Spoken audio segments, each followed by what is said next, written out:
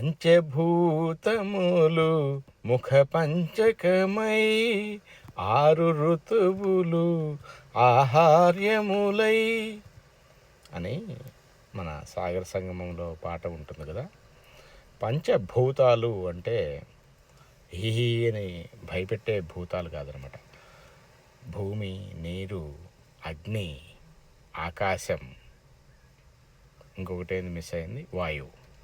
భూమి, నీరు, వాయువు, అగ్ని, ఆకాశం, ఈ ఐదుటిని పంచభూతాలు అంటారు, 5 ఎలిమెంట్స్.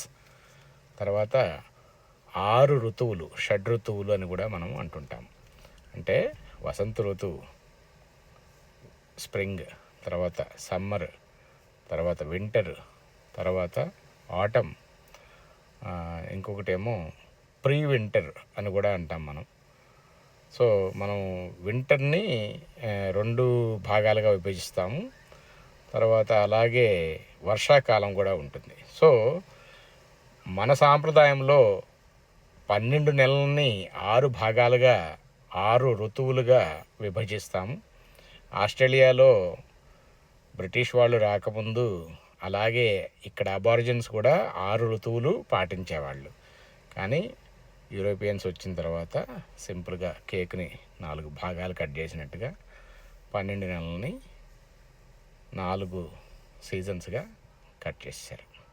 ఈజీగా ఉంటుందని చెప్పి డంబ్ ఇట్ డౌన్ చేసి 1st ఆఫ్ డిసెంబర్ నుంచి సమ్మర్ స్టార్ట్ చేశారు.